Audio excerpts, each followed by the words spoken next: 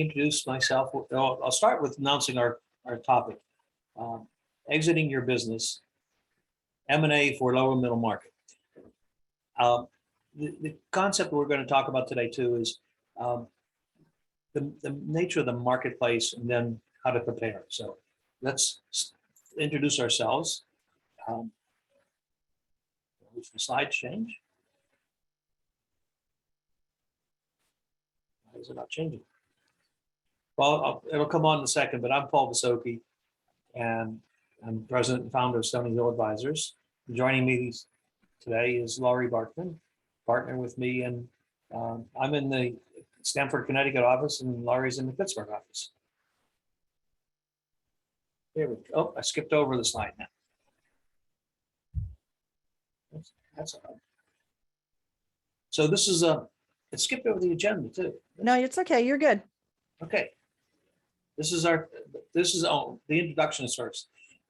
So we are a small business advisory firm, and we focus on helping business owners with businesses that generally are between 1 million and 5 million in revenue. Not a hard rule, but that's our target market. We have 7 people. I mentioned that the 2 of us were in different locations, and we have offices in New Jersey and Ohio, Connecticut, where I am, New York, and Pennsylvania. We have both the Pittsburgh office and the Philadelphia office. We have an office in Delaware, and we have people who are working in Maryland. Not anyone stationed there yet, but soon. And our primary market or services we offer is, and these are not in order, but exit value coaching, M&A advice, business valuations, and intermediary transaction services to privately owned companies. We do both sell side and buy side. That's our primary business. The other businesses are part of our overall holistic approach to working with business owners. We're not just about the transaction, we're about preparing a business and helping business owners along the way. So here's the introductory slide I was looking for.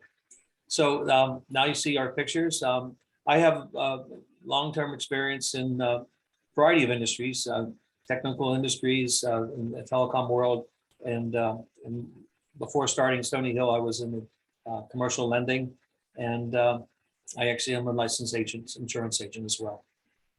Let me turn over to Laurie. She'll introduce herself here. Thanks, Paul. Excited to be here today.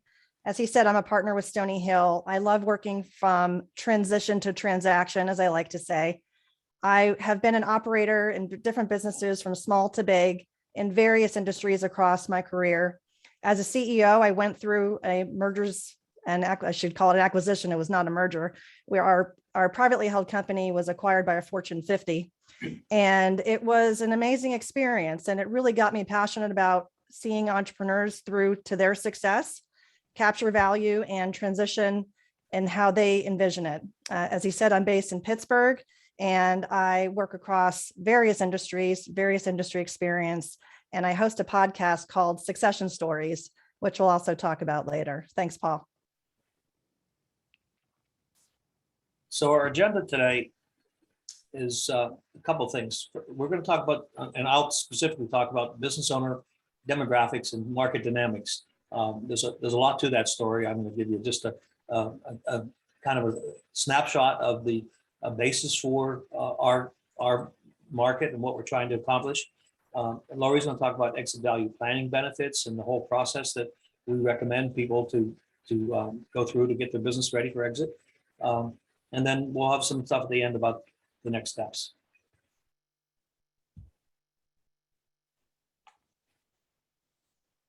So I use this slide as a starting point to introduce the idea of the market we're focused on. And it is the baby boomer generation market, business owner marketplace. And it started, if you go back and the data we have here on this slide is from the Census Bureau and the Commerce Department. And it defines the growth rate of baby boomers over the last, 50, 60 years, 70 years actually. And since World War II, in that first couple of years, you see at the beginning, they're around 45, there was a huge boom in the birth rate in this country. As we all know, we heard stories about people coming back from war and people were having births consistently, and it went from about 2.8 million births per year to 4.3 in 1957. And that was the genesis of the baby boomers. It flattened out and people kind of went back to normal, and for a while it dropped. It's growing again, but that's mostly now due to the overall population growth we've had in the country. So we're still having growth, but there's that opposite of the baby boomer bubble is the dip in the middle you see, which is the Gen X population, which is swamped by baby boomers, but they are likely the next generation of business owners.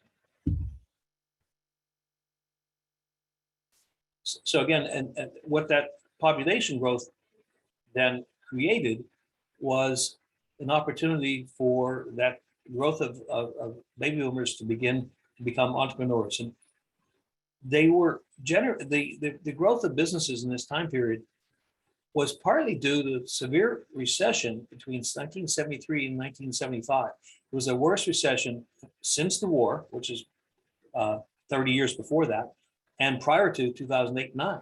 It was those of us who remember, it was severe. So what happened was people couldn't find jobs in corporate America. They started their own companies.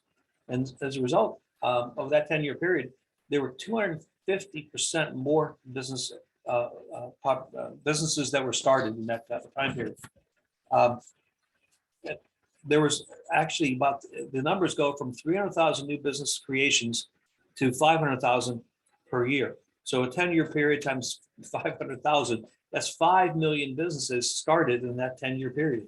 And they're all aging right now to a different state in the business ownership.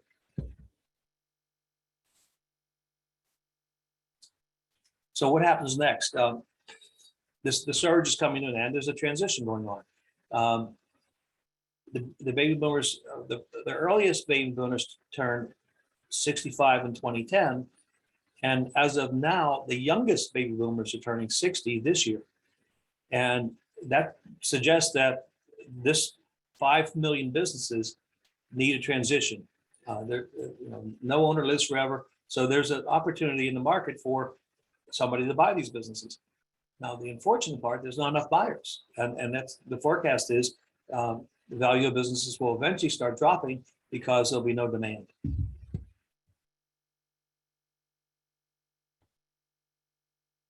So we call it the silver tsunami or age wave of baby boomer generation business owners.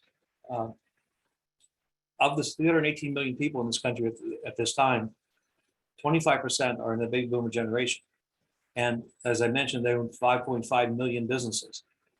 And as they come to market, they're not necessarily going to be suited. Not only the Gen X, not enough individuals, but they're not really suited in the sense of the mentality of business ownership.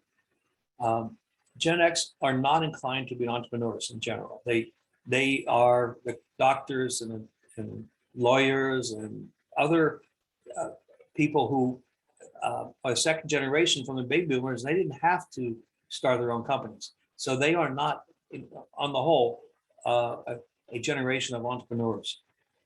And behind them, the Gen Y, they're as we all know, they're graduating from colleges with huge debt, and they don't have the savings or capital to acquire these businesses. So there's low tolerance for risk in the Gen Ys. The gig economies is just, they're not of the nature to buy these companies.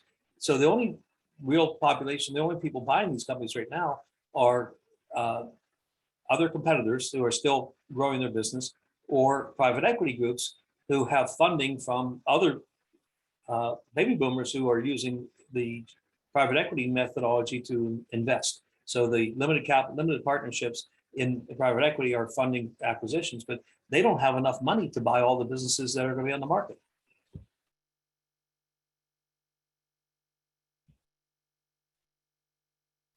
And looking at the mentality and demographics of the baby boomer generation, I can state this for sure because I'm a baby boomer. work it drives us. It keeps us busy, keeps us going.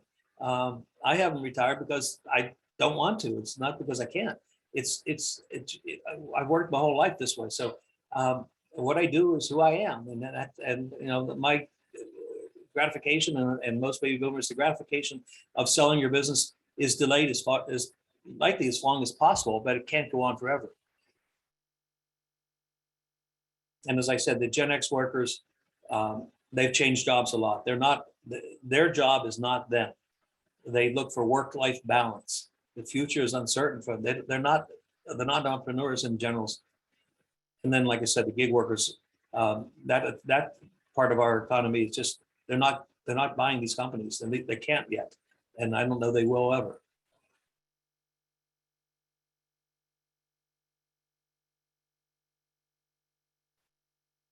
So to summarize my portion of this presentation, the numbers are astounding. To sell 5 million businesses over the next 10 years, you have to sell 750 businesses every day. They're just not coming to market fast enough to fulfill that demand. And like I said, the buyers are not, they're sooner than dry up. So it's really important that you get your business ready.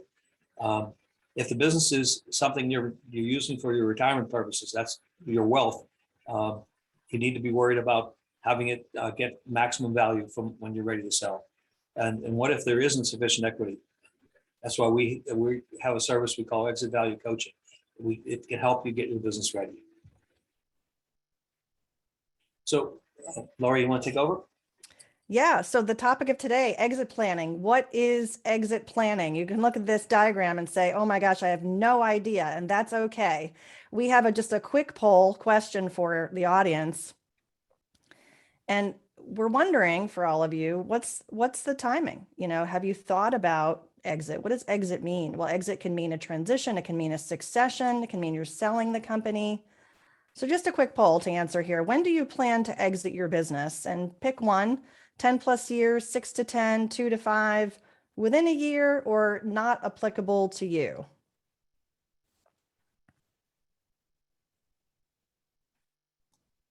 Okay, we got all, oh, it's still adding. There's more people still answering.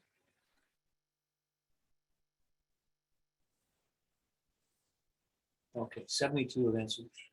2 to 5 years. You know, that is actually a good time horizon for exit planning. It can take easily 2 years and oftentimes as much as 5 to get a business ready. And Laurie will talk more about that, but that's an interesting answer for everybody. Yeah, the word exit, as we think about exit, what does that mean? For some, it might mean something negative. It might have a negative connotation. For some, it has a positive. I do a lot of group presentations and I talk to CEOs and entrepreneurs, and I ask them, you know, when I say the word transition, what does it mean to you? And it's important how you look at that. It's important, Paul, if you could flip forward for me, it's important to think about exit in a way that is a positive thing. And that's why we're here today talking about exit value planning, because when time is on your side, you have more time to create options for yourself.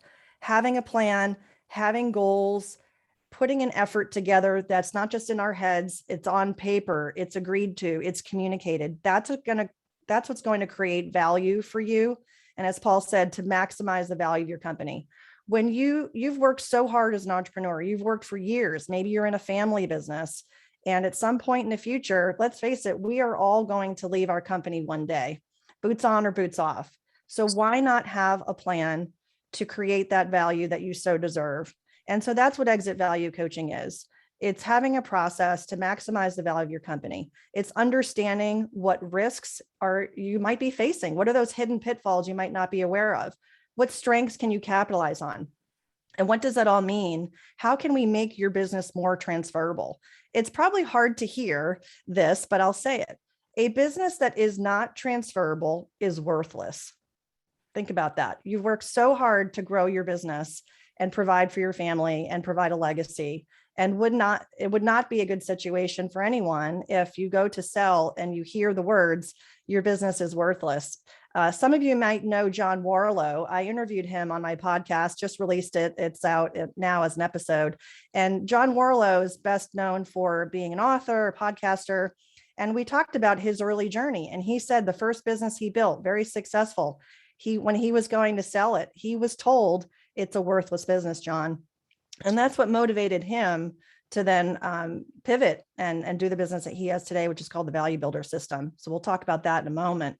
And the main thing here is that there are 8 core drivers to look at in any business. And understanding those core drivers and where your business is today, up or down versus your peers, is going to help you understand what you could be doing to increase value. So let's talk about the 8 drivers. These are the 8 drivers that the Value Builder System talks about. For me, as a certified Value Builder advisor, I think they make so much sense. And some of the concepts here might seem, something like you already know. And then some others you might say, oh, I hadn't quite thought of it that way. And that's what I look to do in working with clients, is help you see what you're not seeing yet today. So I'm going to walk through these 8 drivers at a really high level. I'm going to move fairly quickly. So if you do have questions, make sure to put them in chat and we'll address them at the end of the presentation today. The first one is financial performance. I like to start with this one. It's really the main one. Of course, it's about your financials, your profitability, your revenue. It's also the quality of your record keeping. If you're using QuickBooks, that's fine. There's no issue with that. If you're having audited financial statements and you can incur the cost, that's great too. But the point is to have very well organized, documented financials, so that when we're going to understand your history of profitability and also try to project forward, we're doing so from a clean slate. Also, in this metric, we are looking at the size of your company. The size of your company does matter when it comes to evaluating its value in the marketplace. There can be more value associated with larger companies. Why? Larger companies are perceived to have less risk. They have more history, and they have other factors, which we'll talk about in a moment, which makes the business more transferable, so that when the owner is no longer with the company, it doesn't fall short, it doesn't fall flat. So size matters, as well as your industry. You will see different multiples for different industries, and that's very, very common. The second value driver is growth potential. Quite simply, is there field left to plow? An example might be, if you are selling to the Fortune 500 and you have 498 of those 500 clients, wow, that's fantastic. But if someone's looking at your business for growth potential, they're going to say, oh, there's only 2 left to go get. What's the potential here? So take that to your business and thinking about your differentiation and your position in the marketplace. What market share do you have today? And is there potential for a new owner to really grow that business and capitalize? The third is called the Switzerland structure. Quite simply, this is about neutrality. How dependent is your business on any one or group of vendors, customers, and employees? Now, on the employee side, this could include you. Are you the most important person in that company? What happens if you're not there? What happens if you're sick?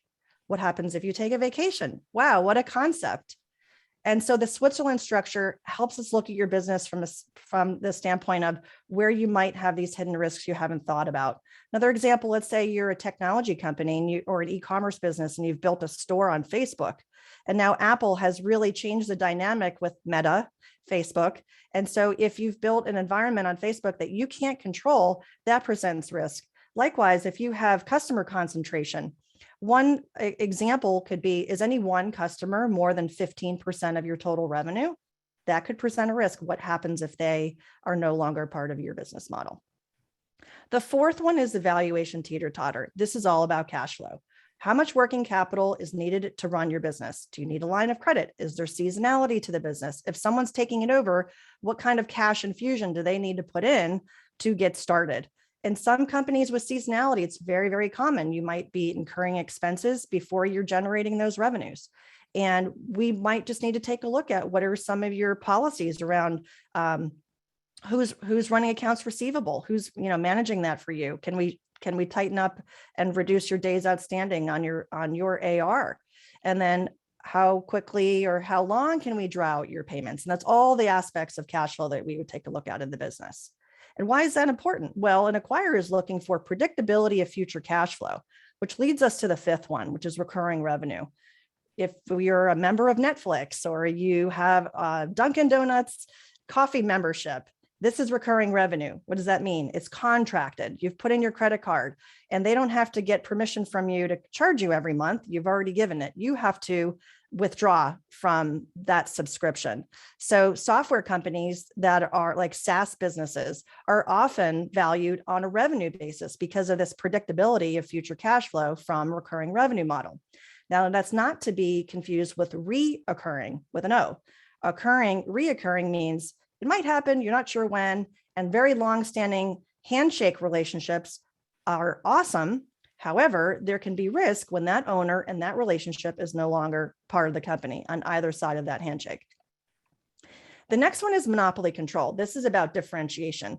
How much of a competitive moat, to quote Warren Buffett, have you created around your business? And the more differentiated you are, the more premium pricing you can charge, and other factors that go into goodwill, such as your brand and the quality of your customer list, et cetera, goes into this value driver. The seventh one is customer satisfaction. It's wonderful to have subscription model and recurring revenue, but if you're churning, you're losing customers on a pretty high rate, more than you're getting in. Think of the bathtub, the in and the out. Well, we have a problem there. How can we measure that? How can we be putting tripwires in so that we can be measuring? One way is a net promoter score. It's a quantitative view. Others use Google reviews. Others really look at Yelp. So what do your customers say about you? Your ability to drive referrals, really important. So that as we not only look at your customer acquisition cost, your retention metrics, but also your lifetime value. And then last but not least is hub and spoke. This is the ability for your business to run with an infrastructure, processes, technologies without you. Again, can you take a vacation? When's the last time you took one? Are you working 70-hour work weeks and you don't really have the lifestyle or the health and wellness that you're looking for? Hub and spoke companies have an owner's trap. The owner is in the middle of everything. Your chief firefighter, problem solver, your customers are coming to you. And while you know their birthdays and you know everyone's name of their dogs of your customers, that's great. However, if you're the rainmaker, you're the number one person that's driving revenue in your company for more 20% or higher, that presents risk in the business. And again, a business that is not transferable is not going to have a lot of value. So what we do in working together as an exit value coach with our clients is we help you not only get your business ready and make you prepared from the business standpoint, we also work with you to make sure that you personally are prepared. And why is that important? Well, companies that have owners that are more prepared, have more what we call pull factors, pulling you towards something as opposed to you feeling pushed out. Remember, we talked earlier about the positive and the negative. Well, companies, we've seen the data, companies that have more of a positive feeling, the owners are more positive about their next steps, are going to have a higher value. Why? Because we're part of it. We're part of the process to prepare. We've gathered trusted advisors around us to help us prepare. You've not built your business on your own. Why would you go to sell your company or transition your company on your own? You want to surround yourself with folks who have been in this space and can help advise you along the way. And if you're going to be building a more valuable company, part of that means having less stress, having the right people around you, and that's going to inherently create more value. And being prepared when that bluebird comes and they say, hey, I want to give you an offer for your company. I'm interested in buying your business. Can we talk? A company that's not prepared for that conversation is missing out. It's just like if your house is for sale. Some of us might want to sell our house one day and we're not really ready yet. But then there's somebody that comes along and puts a letter in our mailbox and now we're thinking about it. Well, that might happen to you or might already be happening to you. And so the main thing is in having this preparation around the business readiness, personal readiness, and your financials is so that when the time comes, we can minimize the change impact and make for a smooth transfer process. So we're going to talk about the exit value coaching process a little bit here. 3 core steps. The first one being identifying your core goals and your objectives. We spend time on this. Why? It's important for you to have that future vision. It's important for you to know what's motivating you and what your time horizon is. So what we talk about is what are the various exit options, and Paul's going to speak to this and more in a moment. But in general, there are various ways to exit or transfer your business. One way is to sell it to a third party. One way is to plan a succession, either and selling it to managers or to family. And so for the context of today's conversation, we're really going to be focused on selling to a third party. And so in this stage, we're talking about who potential owners might be. If they're competitors, if they're private equity or institutional funds that have raised money to go do a search and buy a business, potentially individuals. This is where we talk about the synergies. What will be some of the reasons that a competitor might benefit from buying your company and might be willing to pay a premium price? We will spend some time to understand the answer to the question, what is your business worth? We will do a market-based competitive analysis, get you comps to understand valuation multiples based on your industry, size of the business, and the risk factors that we identify in this assessment process. We'll understand if you have a gap. Let's say you've set a goal to have 10 million in your nest egg so that when you, in your phase of life, can look forward to your next thing. I won't call it retirement. It might be something else that you want to go do, start another company, etc. But we want to know if there's a gap. Are you short? You have a shortfall of 6 million, 5 million, or do you already have that nest egg potentially accomplished with the sale of this company?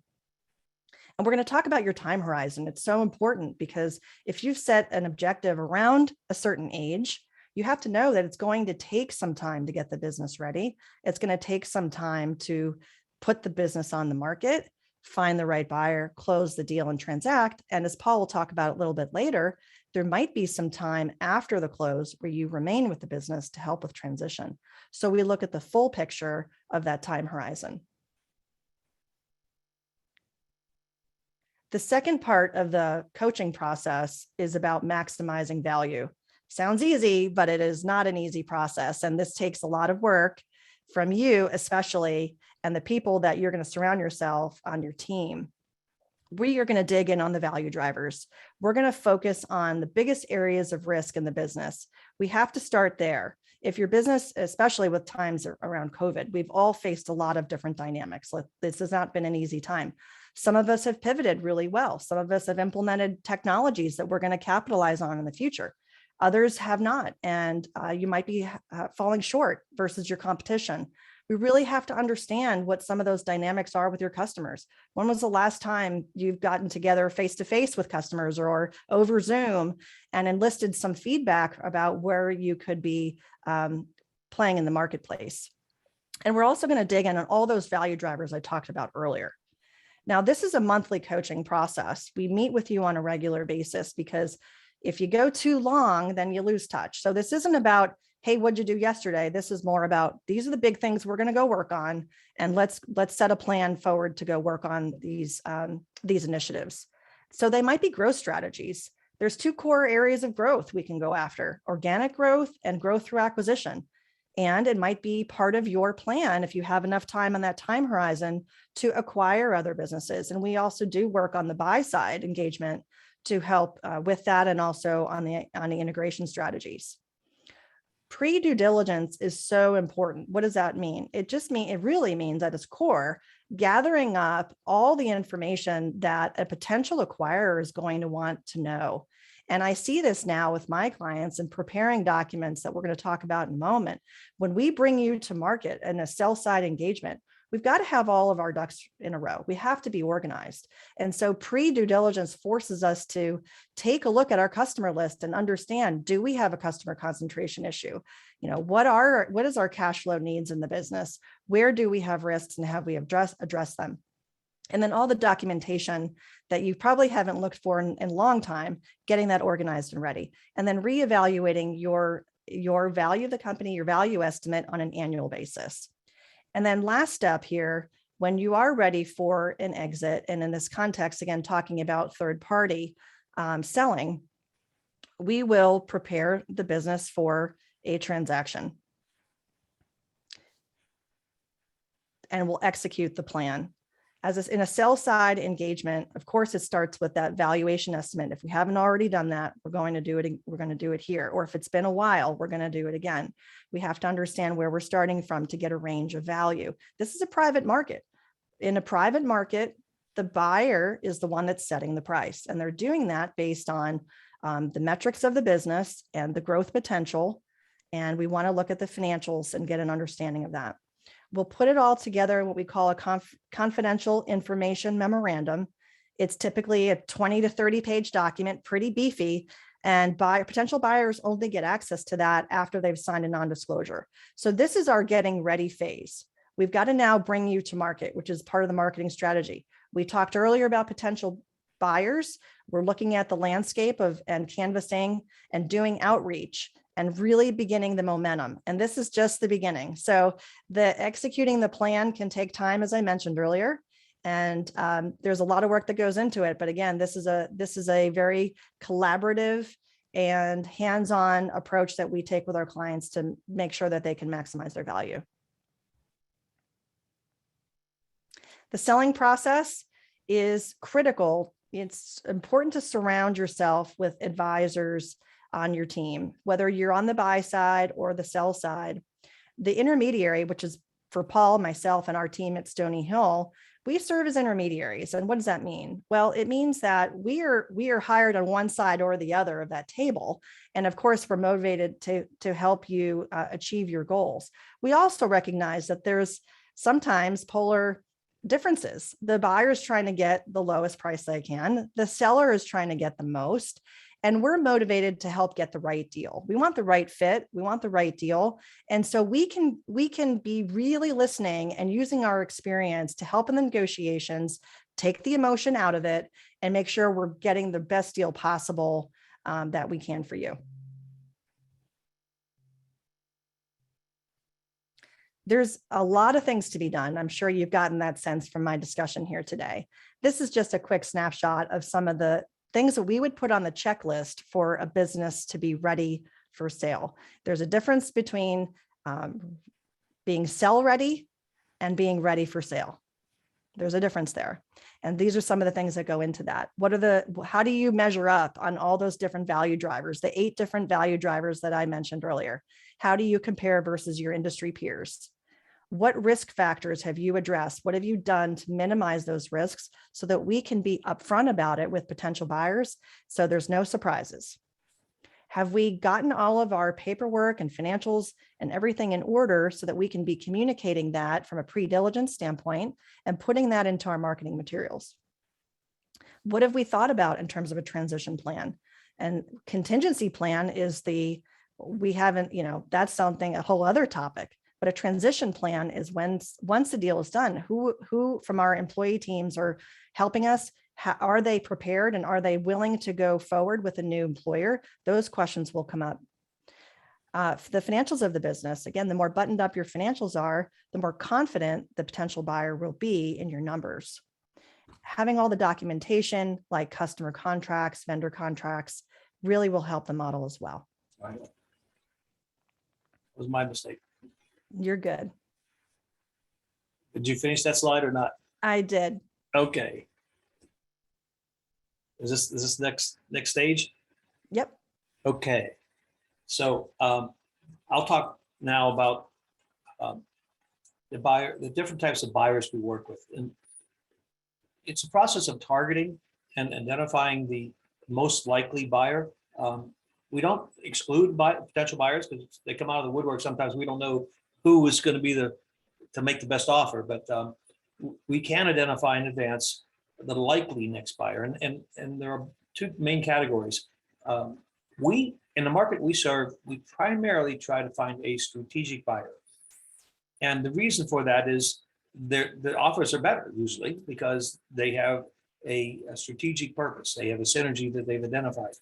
And they're buying the assets, but not the goodwill of the business, which is sometimes the things that are that are difficult to identify, but they're not worried about that. They know what they want. They want the customers and they want the revenue, and that's what they're targeting. And sometimes there's underneath service features like the employee population. They may have some key employees, or you may have some intellectual property that they want to acquire, but they're not really buying the ongoing business in most cases. On the other side is the economic buyer or private equity buyer or some variation on that, where the they're looking for the best deal to buy an ongoing company. And the idea of buying an ongoing business, they're going to be very careful because they're going to live off the ongoing business. They don't have any synergies. So they have to be able to repay whatever the source of funding for the business, whether it's a bank loan or their personal funds. They want to make sure that it's a good deal and that the cash flow supports the return on investment. So the process is to balance those two.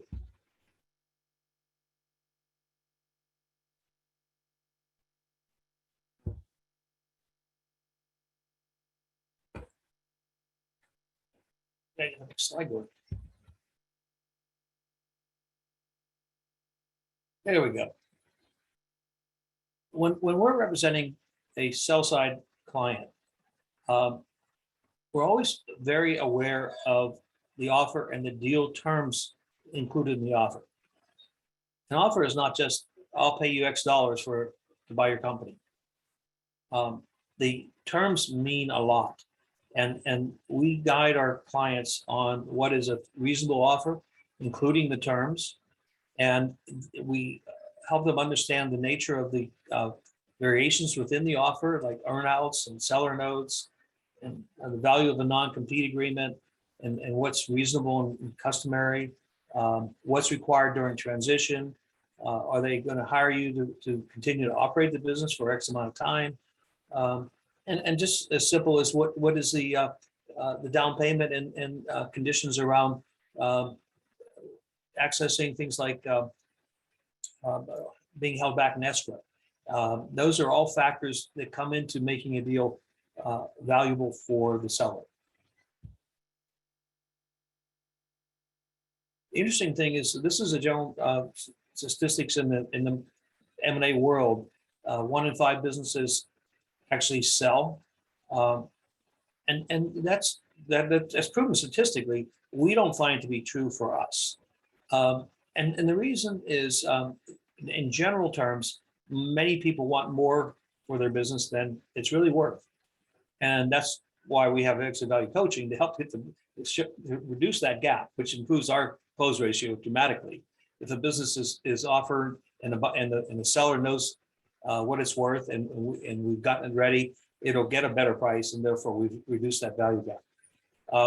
Other times it's the buyer finds issues. There are things that are hidden in the business that a business owner who's worked in the business for years, they accept the risk factors. A buyer comes in and starts identifying things that are not worth making an offer. There's just too many factors that come into bear. Everything from if you've been in the business for 30, 40 years and your key employees are with you for 30 or 40 years, that's a real risk that not only you leaving, but they might retire. There's also sometimes just not enough financing. In the last year or so, if you're selling a restaurant or any other business around serving people, there was no, the banks just ruled them out. They wouldn't lend money to acquire many restaurants because they didn't know when the pandemic would end. Oftentimes the seller client has cold feet. You have to think through, what am I going to do after I sell? When you've been running a business for many years, it is integral to your daily life. You think about it every day when you get up, and you're thinking about it when you're going to bed. So you have to be able to transition to another stage in your life. So that can short circuit a lot of sale transactions when the seller gets the cold feet. And then as we just had happen in the last couple of years, economic recessions impact the market. Who knows if the capital gains tax increase, which was once threatened, comes back to life. Those are factors that really can impact whether a seller will take an offer. If after tax it's not worth it, they'll just keep working. So those are all contributors to the close ratio of 1 in 5. But again, we find if we go through the process properly and have our business, our seller prepared, we get a much better close ratio.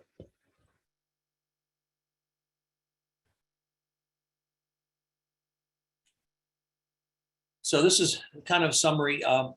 you need to actively cause your exit to be successful. It's really up to you. And it's not, there's an old saying, but are you working in your business or on your business? If you want your transition to be successful, you have to work on it. You just can't let it happen and decide, I want to sell next Tuesday. If you haven't spent the time to prepare the business, you're asking for issues. So make the time today, so you'll have the options tomorrow. It's always better to be prepared. And those of you, you all have your own favorite football team. I'm not picking on the Green Bay Packers, but you need a quarterback. And that's important because even if you have other trusted advisors, an attorney, an accountant, a financial advisor, or whatever, consultant that comes in, we are professionals at helping people sell their companies and buy companies. We know the various intricacies, and we can advise all of the specialists to work together and make the best deal possible. So it's important to engage us as early as possible and use our services for the actual transaction that you have in mind. So, Laurie, you were going to talk about this, I think. Yeah, we have a quick poll, another quick poll, I think, for the audience, if you want to launch that. Correct. I almost forgot.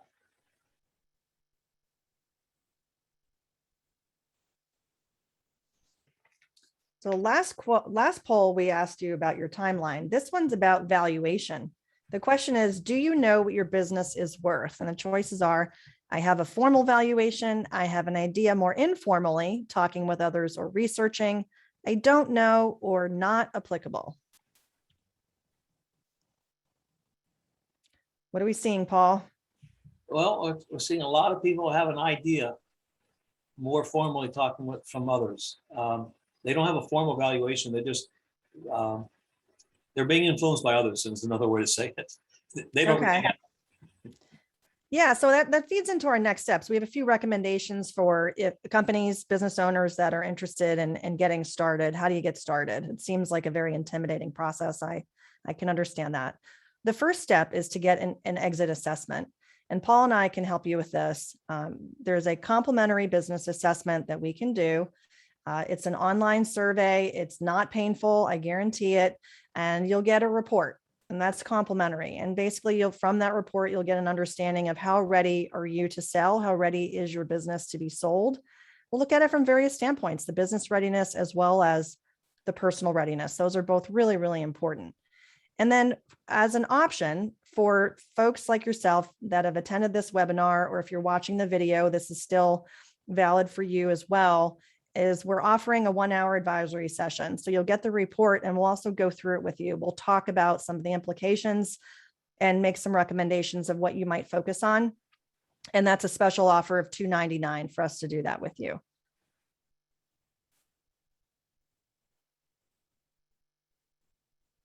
Another next step is to reach out to one of us. Paul's email is here, paul@stonyhilladvisors.com. You can reach me, Laurie @stonyhilladvisors.com. We encourage you to reach out and schedule that assessment and schedule your advisory call for us to go through the results with you. And we asked about valuation because we're teeing up our next webinar in our series. It is going to be May 10th.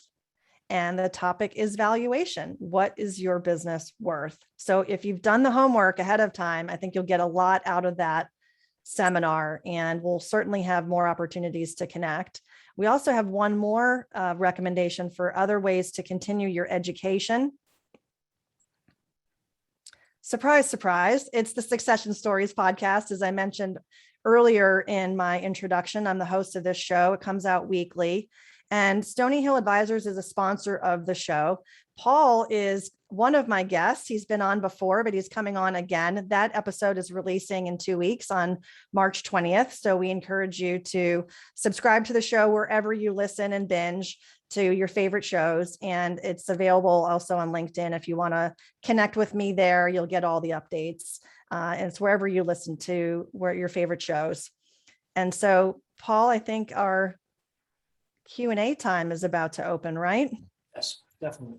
Okay, so if you have a question, and I see already some are coming in, you can use chat, or you could also use the Q&A feature here in Zoom.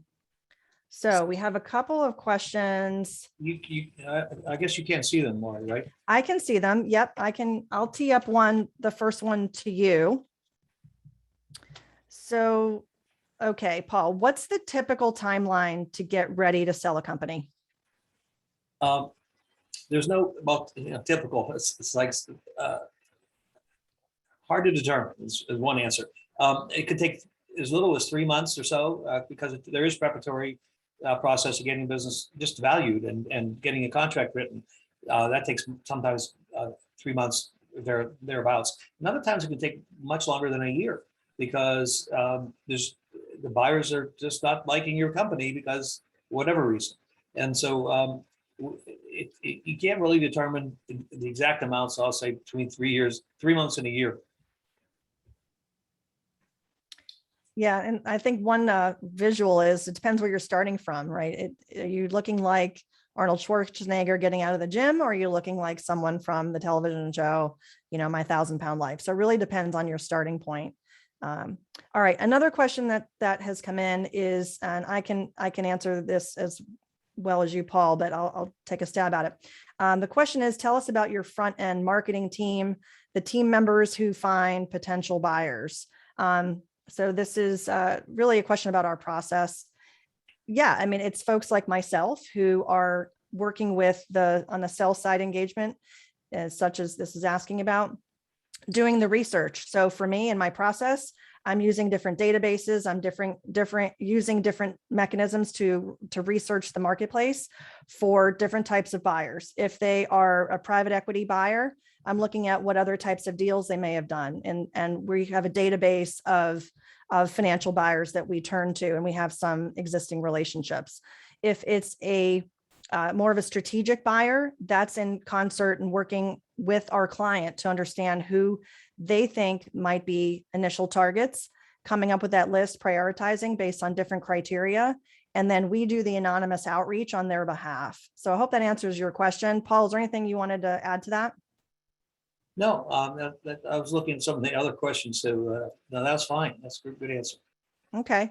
Paul, this is a question for you. Is the same level of preparation recommended for a minority investment versus complete sale of a company? The answer is yes, because anyone's going to spend money investing in your company. You have to have it ready, and they have to understand what is the value of that investment, whether it's 20% or 49%. I will say that minority investments are typically rare in a privately held company because anyone investing wants to have control. So you can more likely see a 51% and you can still be part owner, but the investors want to protect their interests. So that's more often than not the case, but you still have to make your business ready. Okay. We have a couple of questions that have come in about different sectors that we represent. For example, people are asking if we've worked in insurance, property and casualty insurance market. There's a question on professional services. There's a question on healthcare. Why don't you go ahead on that one? Yeah. Well, we work in all sectors. Across the group, I mentioned at the beginning, there's 7 of us currently. And everybody has a different background and kind of a specialty. I came out of the telecom industry. I have a lot of knowledge there. I also worked in mortgage world. So I understand that industry. Laurie, you can talk about what your background is quite diversified and you have many skills. One of Fred Kaplan on our team has a specialty in food and beverage. Larry Silver has his background in the construction industry for many, many years. So we have lots of industries we have specific knowledge in from our careers, but we also work, I'll say it this way, selling a company is the same process no matter the industry. We'll never know as much as you, the owner, seller, and never know as much as the buyer will need to know. So our job as an intermediary is to do the connecting, but not be the expert. There's, let's see, some other questions have come in about how we price our services and the fee structure to sell a business? Well, basically, it's a success fee, and that we're paid at closing, and it can vary based on the size of the company, but it's really specifically defined by working together to establish an engagement agreement that makes sense. And Fred Kaplan, so shout out to Fred, just sold a professional services company in February. He put that in the chat in case you hadn't seen that. So the question has come in. We work in all sectors. Can we share what the average multiple price is for the clients we represent? Well, it'll vary on the low end. A small company, I'll call it Main Street. We've done that in the past. It'll be 2 times your cash flow, just raw cash flow. That's called seller's discretionary earnings. And a company is doing, let's say, 20 million in revenue, could be 6 or 7 times the earnings before interest, taxes, and depreciation. So it really varies. The bigger the company, the better the multiple. The amount of recurring revenue, the better the multiple. The certain industries, the better the multiple, et cetera. Location sometimes impacts that. How ready it is impacts that. So there is no one number. It varies dramatically. So let's see, I'm looking here to see if there's any others. We had a couple others here. What do business owners face if they go to sell their business on their own? What are some challenges they might encounter? I know some people understand the for sale by owner and the housing market. That's quite, let's say, it's more easily done because someone can look at the house, they can see the size of the property, they can look at the tax rolls, they can see the condition of the roof and the carpeting and the kitchen and so on. Those are all observable. In a business, most of it's the financials and the so many intangibles.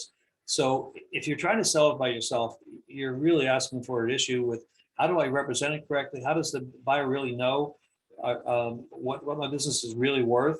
And then the process isn't as regulated as the housing market with real estate laws.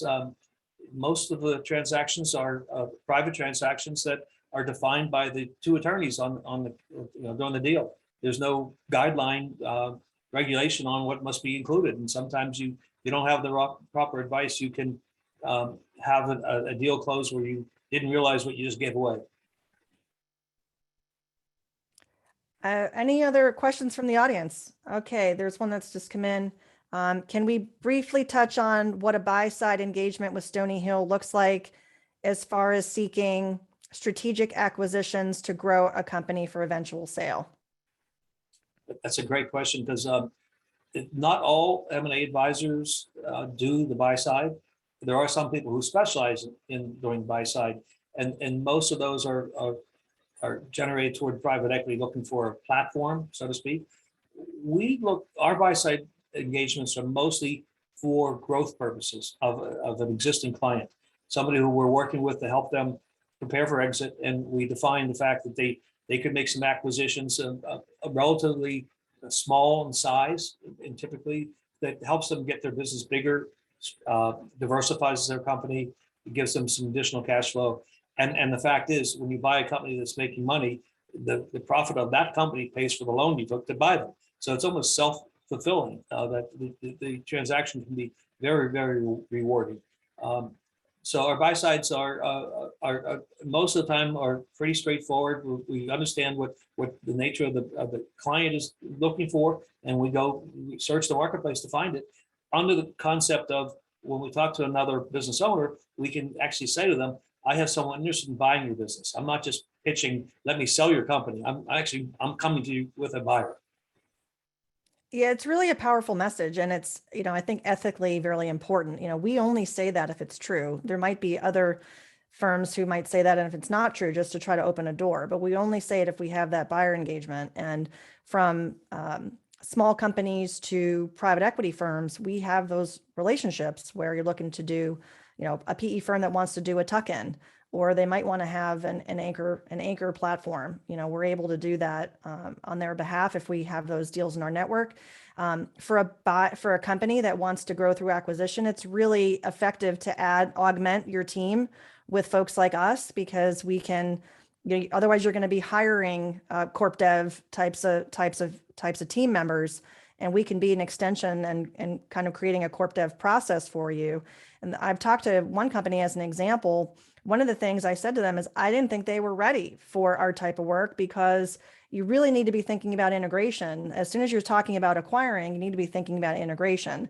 And so for folks like myself who have a corporate background and understand what that means, I've been through it myself, we can also provide a lot of value, not only in finding the right opportunity, but making sure it's the right fit end to end so that it doesn't fail. You've invested all that time and money, you don't want it to fail. We have time for one more question, I think. We have one here. This is a small public transit supplier and believes that they represent greater value if they're acquired by one of their competitors. What risks of disclosure do they face if they share that desire to exit the business, or how can they mitigate competitive issues once their identity is disclosed? That's a long question. I know, it's a good question. It gets into the challenge of, who knows about it. And so especially if there's a competitive situation, I'm representing a client now where they believe that their best fit is a competitor to buy them. And the seller understands the risks that he's taking in sharing in the SIM, that document that I mentioned earlier, this confidential information. And yeah, so it's a good question. Paul, what are your thoughts? I mean, we take it very seriously. Everything we do is on a confidential basis. When we talk to a potential client, we'll send them a confidentiality agreement immediately after that first conversation to make them comfortable that no matter what we heard in that very first call, we will hold that in confidence as well. Then as we reach out to potential buyers, we have, I think, a reasonably tight NDA written by my attorney that it protects the information that the potential buyer is receiving. Now, obviously, they can avoid that and become, not what's the word? They don't respect the agreement they're signing. But we're talking to business owners, and they're usually very honest, and so we've never had a violation of our NDA. So I can say that after 12 years now. So I'm pretty confident that the information we send out is also held in confidence. And then finally, in the actual negotiation, when you're really exposing your company to the buyer, they're seriously invested at that point. So they're not trying to blow the deal away by divulging the confidence that they've agreed to in the NDA. Well, Paul, it's 1 o'clock. I want to thank everyone for joining us. This video will be available on demand. We really appreciate your time today, and we hope that you'll follow us with our next webinars and tune in to all the resources we have available for you. Reach out to Paul and me for your exit value assessment. We look forward to speaking with you. Thank you.